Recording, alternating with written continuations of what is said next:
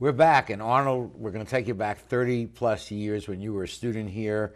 You were a criminal justice major. You were active in the pre-law group, the Law Society, that I was very active in. Tell us about your memories of that and the leadership training you got at that time. Well, really, a lot of the skills that I use on a daily basis were skills that were honed based on the opportunities that the Law Society gave me. Skills such as oral presentations, managing projects, putting on and being responsible for events. Without that initial training, I just don't think I would have gotten as far in my career as I did. Well, we're very, very proud of you, and I've been the faculty advisor for 35 plus years to the Law Society, and I think the event that was most moving to me was one that happened while you were there. You were an officer of the Law Society. Let's show, it's a tribute to Major Richard Bakke. Major Bakke, he was a student at Long Beach State, in fact, a student of the College of Business. He went into the Air Force, and he was involved in the abortive and tragic attempted rescue of the Iranian hostages under President Carter.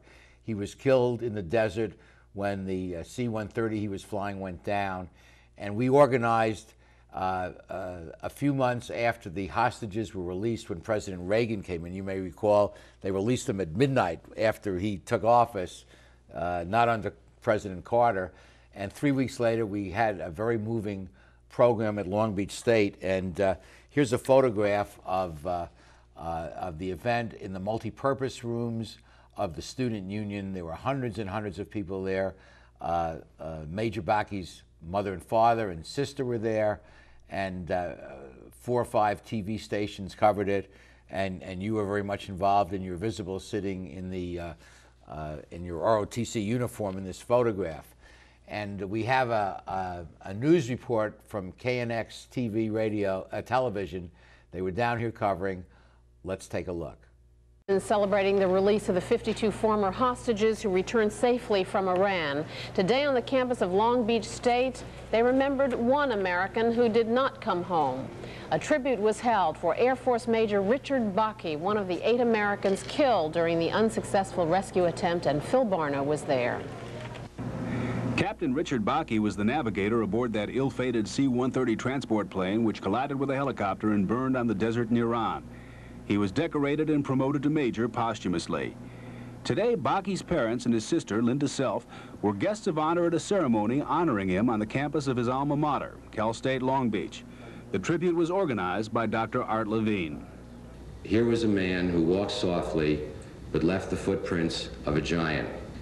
And so it is with the deepest sense of pride, affection, and respect that we honor one of our own, Major Richard L. Bakke, a true hero, a hero who has fallen, but who has not been forgotten.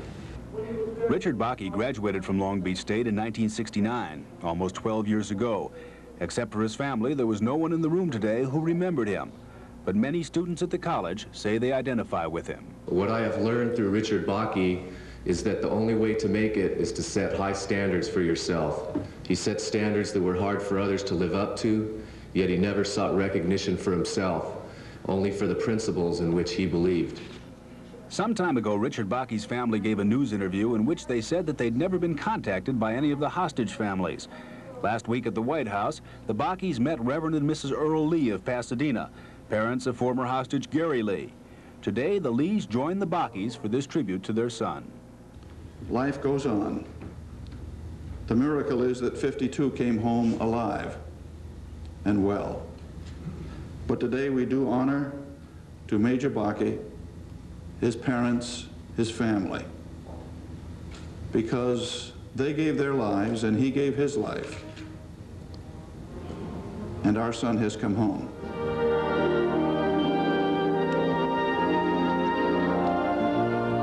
Major Bakke's widow, Cassandra, lives in Florida, so she couldn't be here today, but she told Art Levine on the phone that she's very grateful for what the people here at Cal State Long Beach are doing in her husband's memory. And they've agreed to send her a tape of this entire ceremony so that she can have a permanent record of this tribute to her late husband. At Cal State Long Beach, Phil Barno, Channel 2 News.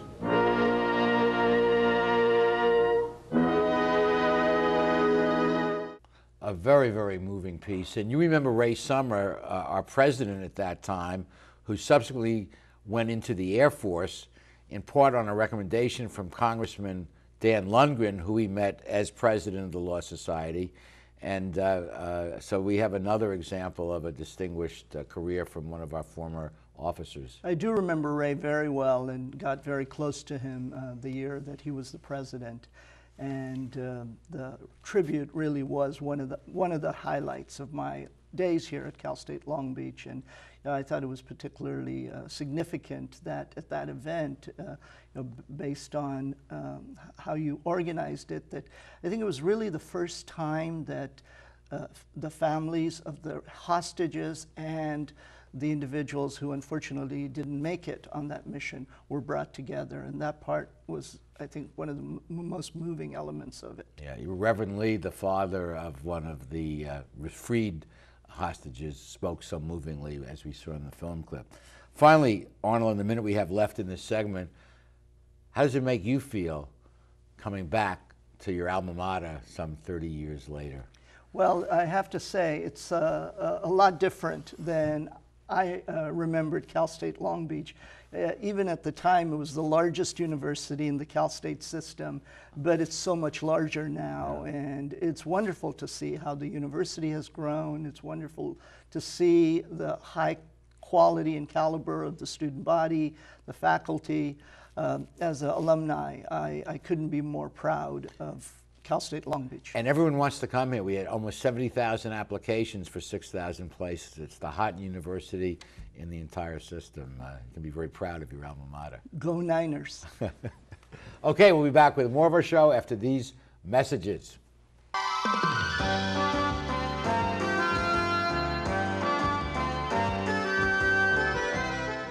Continuing this great discussion with entertainment attorney Arnold Peter.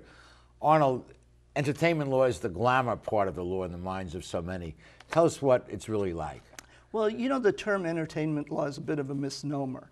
There's really no body of law that's entertainment law, like there's criminal law, family law, securities law. Entertainment law really means you have clients in the entertainment industry, and they could have a variety of legal issues, everything from labor and employment to general liability to negotiation of contracts. So it's an extremely wide practice area. Well, you've become very, very successful in a highly competitive industry. A lot of lawyers want to get into entertainment law. And I know from knowing a few of them, or more than a few, that you have to have a certain personality as well. It's not just knowledge of the law. You have to be able to relate with people that have sometimes some big egos and all. What do you contribute, what do you see as the key to your success in this highly competitive industry? When I was at Universal, at the time, Lou Wasserman, who was the last legendary Hollywood mogul, was still on the campus. And if you came in at a certain level, your final interview was usually a courtesy interview, was with Lou. And I remember what Lou told me. It was just one piece of advice he had for me. And he told me, look, Arnold, this is a business about relationships. And I've always remembered that, and always tried to maintain the integrity of the relationship.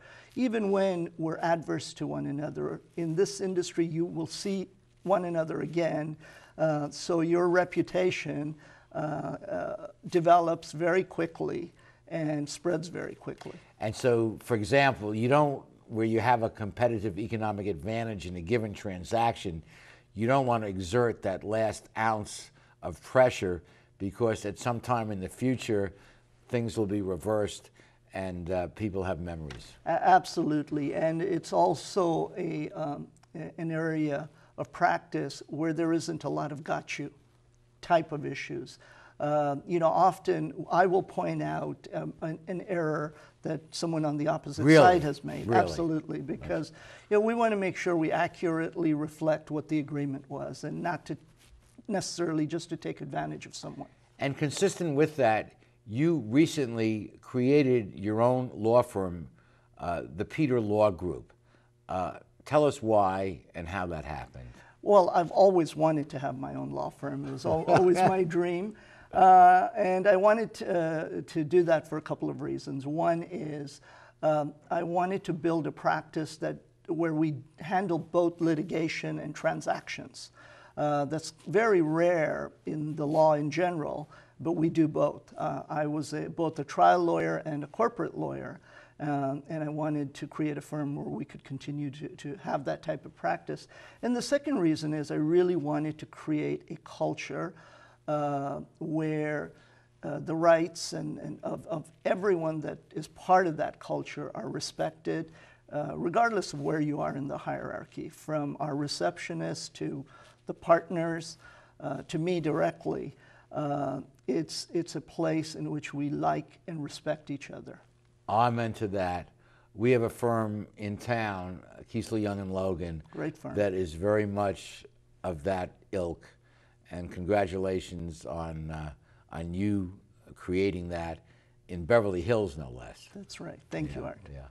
Okay, we'll be back with the remaining portions of Straight Talk after these messages.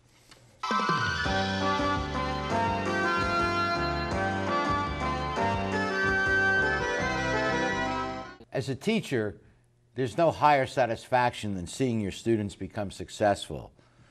And knowing that you played some role in their success, had some impact on that success, is the ultimate satisfaction, the ultimate high.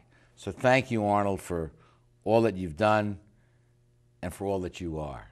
And we have a minute left. You can say whatever you'd like. Oh, thank you, Art.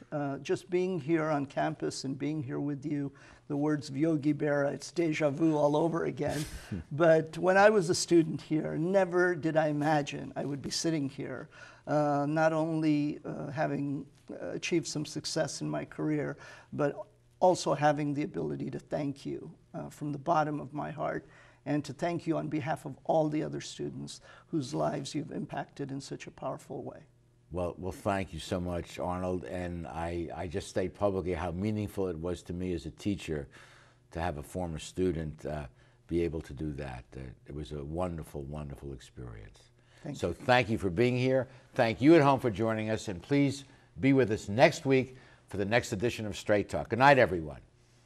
Straight Talk has been brought to you by Southern California Edison, the Press Telegram, and remember, Straight Talk is viewable worldwide 24/7 at straighttalktv.com.